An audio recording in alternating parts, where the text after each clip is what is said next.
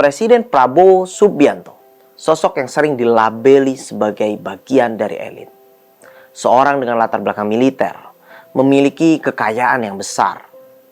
Dalam kacamata Marx, ia bisa mudah ditempatkan dalam kategori borjuis. Tapi apakah itu berarti ia berpaling dari buruh? Sejauh ini, tanda-tandanya justru menunjukkan hal yang berbeda. Sejak menjabat sebagai presiden, Prabowo tidak absen dalam peringatan Hari Buruh. Bukan sekedar hadir secara formal, ia turut merayakan.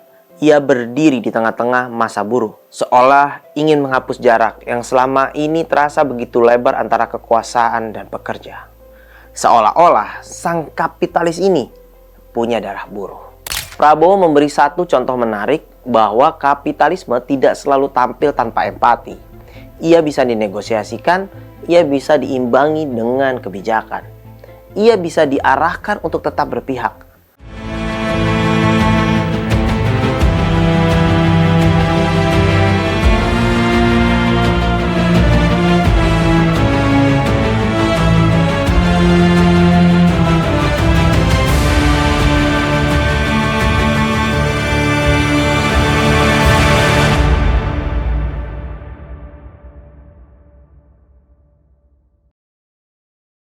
Pernah ada satu pertanyaan klasik yang terus menghantui perdebatan ekonomi politik sejak ratusan tahun lalu. Apakah mungkin seorang kapitalis, pemilik modal, pemilik kekayaan benar-benar berpihak pada buruh? Pertanyaan ini bukan baru, ia lahir dari kegelisahan seorang filsuf Jerman abad ke-19, Karl Marx. Dalam pandangannya, dunia ini terbelah. Di satu sisi, ada mereka yang memiliki alat produksi, para borjuis. Di sisi lain, ada mereka yang tidak punya apa-apa selain tenaga, para proletar.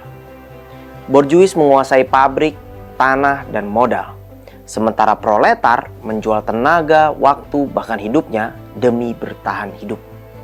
Maka menurut Marx, satu-satunya jalan menuju kesetaraan adalah merebut alat produksi dari tangan borjuis. Sebuah gagasan yang radikal serta revolusioner. Namun, dunia hari ini tidak sepenuhnya hitam putih seperti yang dibayangkan oleh Marx. Proletar dalam bahasa modern kita sebut sebagai buruh. Mereka yang bekerja untuk orang lain, karyawan, pengemudi, pekerja rumah tangga, operator pabrik. Mereka adalah tulang punggung ekonomi. Lalu pertanyaan pentingnya muncul. Apakah semua pemilik modal pasti abai terhadap buruh? Jawabannya tidak sesederhana itu. Sejarah justru memberi ironi yang menarik. Karl Marx, sang pengkritik kapitalisme, menulis karya monumentalnya Das Kapital bukan dalam kondisi miskin yang sepenuhnya mandiri. Ia disokong oleh seorang sahabat bernama Friedrich Engels, seorang pengusaha sukses, seorang borjuis. Dari sinilah kita belajar satu hal penting. Garis antara kapitalis dan pro buruh tidak selalu kaku, bahkan bisa bertemu. Dan di titik inilah kita masuk ke konteks Indonesia hari ini. Presiden Prabowo Subianto, sosok yang sering dilabeli sebagai bagian dari elit. Seorang dengan latar belakang militer, memiliki kekayaan yang besar. Dalam kacamata Marx, ia bisa mudah ditempatkan dalam kategori borjuis. Tapi apakah itu berarti ia berpaling dari buruh? Sejauh ini, tanda-tandanya justru menunjukkan hal yang berbeda. Mari kita mulai dari hal yang paling simbolik. Sejak menjabat sebagai presiden, Prabowo tidak absen dalam peringatan Hari Buruh. Bukan sekedar hadir secara formal, ia turut merayakan.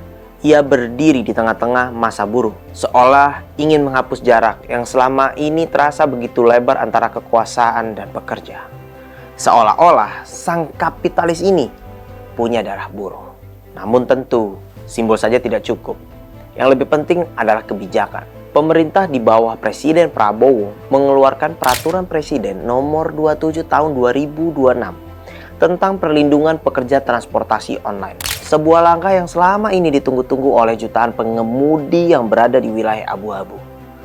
Bekerja, tapi tanpa perlindungan yang memadai. Lalu ada dorongan kuat terhadap RUU Perlindungan Pekerja Rumah Tangga. Undang-undang yang bertahun-tahun berkatung-katung akhirnya disahkan. Sebuah pengakuan bahwa pekerjaan domestik bukan lagi sesuatu yang tak terlihat, melainkan layak dihargai dan dilindungi. Di sektor perumahan, pemerintah menggulirkan program 3 juta rumah. Bukan sekedar angka besar, tapi dengan fokus yang jelas. Buruh. Rumah-rumah ini dirancang agar dekat dengan kawasan industri, mengurangi beban hidup, mengurangi waktu tempuh, dan pada akhirnya meningkatkan kualitas hidup. Upah minimum nasional pun dinaikkan sebesar 6,5%. Sebuah keputusan yang selalu berada di tengah tarik-menarik antar kepentingan pengusaha dan kesejahteraan pekerja. Tidak semua pihak akan puas, tapi arah kebijakannya jelas. Ada keberpihakan. Lalu bagaimana dengan kekhawatiran terbesar dunia kerja hari ini? Pemutusan hubungan kerja, PHK massal. Soal ini, pemerintah tidak menutup mata.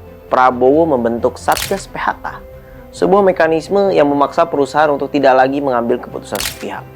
Jika ada rencana PHK, negara harus tahu, negara harus hadir. Ini bukan sekedar regulasi, ini adalah pesan bahwa buruh tidak boleh lagi menjadi pihak yang paling mudah dikorbankan. Jadi apa yang bisa kita simpulkan? Mungkin kita perlu berhenti melihat dunia dalam dikotomi yang terlalu sederhana. Kapitalis versus buruh, borjuis versus proletar. Karena realitas hari ini jauh lebih kompleks. Seorang pemilik modal tidak selalu menjadi lawan buruh. Dan seorang pemimpin dengan kekayaan besar tidak otomatis abai terhadap rakyat kecil. Prabowo memberi satu contoh menarik bahwa kapitalisme tidak selalu tampil tanpa empati. Ia bisa dinegosiasikan, ia bisa diimbangi dengan kebijakan. Ia bisa diarahkan untuk tetap berpihak.